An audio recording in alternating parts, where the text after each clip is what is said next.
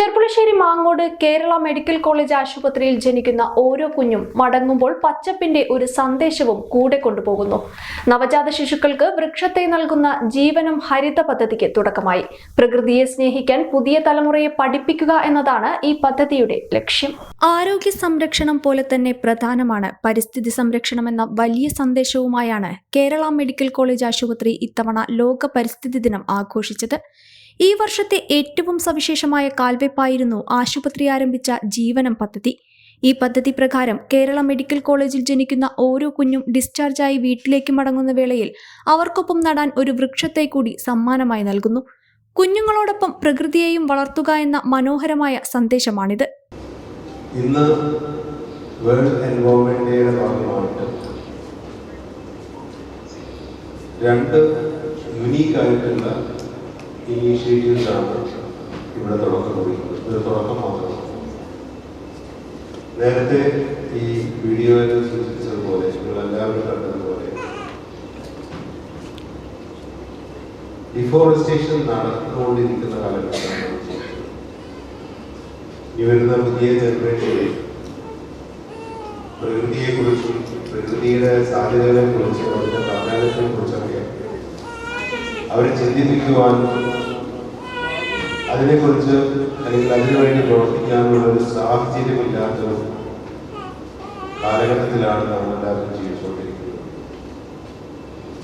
ഈ പ്രകൃതിയെ തിരിച്ചു പിടിക്കാൻ നമ്മളാലും ചെയ്യാൻ പറ്റുന്ന കാര്യങ്ങൾ ചെയ്യുക എന്നുള്ള ഒരു വലിയ ലക്ഷ്യത്തിന്റെ ഭാഗമായിട്ടാണ് ഇവിടെ ജീവനം പദ്ധതിയും അതുപോലെ തന്നെ ഗ്രീൻ ബർത്ത്ഡേ ഇനിഷ്യേറ്റീവ്സ് നമ്മൾ ആവിഷ്കരിച്ച് നടപ്പിലാക്കുന്നത്.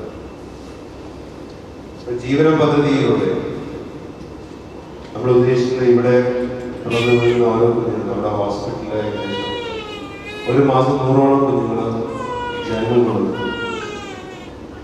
ഈ കുഞ്ഞുങ്ങളെല്ലാം ഇവിടെ ജനിച്ച് ഡിസ്ചാർജ് ആയി അവർക്ക് ഒരു വൃക്ഷത്തെ ഒരു തൈ അവർക്ക് നൽകുന്നു. ഡിസ്ചാർജ് ചെയ്ത് പോകുമ്പോൾ ഒരു ഫാമിലിക്ക് നമ്മൾ ആ തൈ കൊടുക്കുന്നു. അവരെ വീടുകളിൽ പോയിട്ട് ആ തൈ നടുക.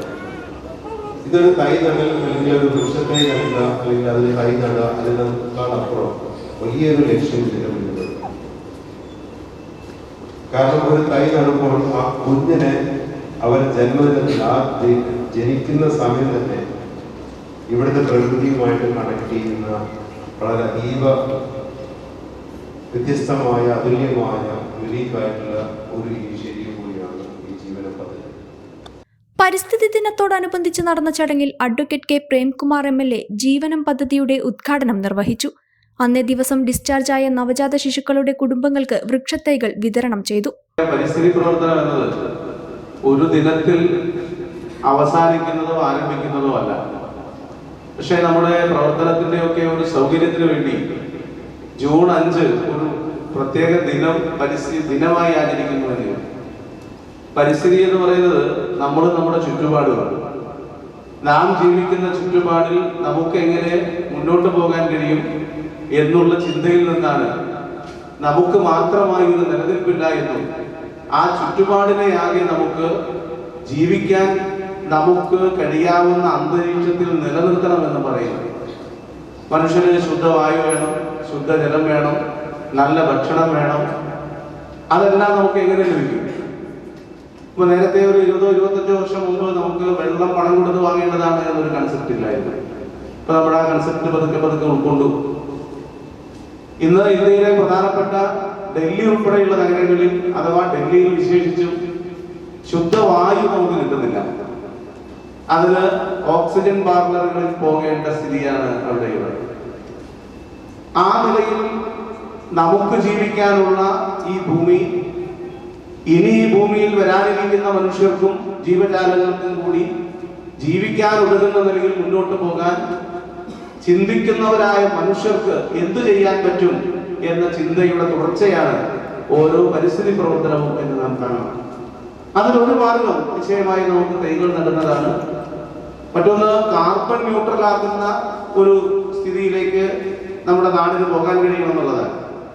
ഇപ്പോൾ medical college principal doctor KB Sanalkumar അധ്യക്ഷത വഹിച്ച ചടങ്ങിൽ ആശുപത്രിയിലെ ജീവനക്കാർക്കായി ഹരിത ജന്മദിനം പദ്ധതിക്കും തുടക്കമായി.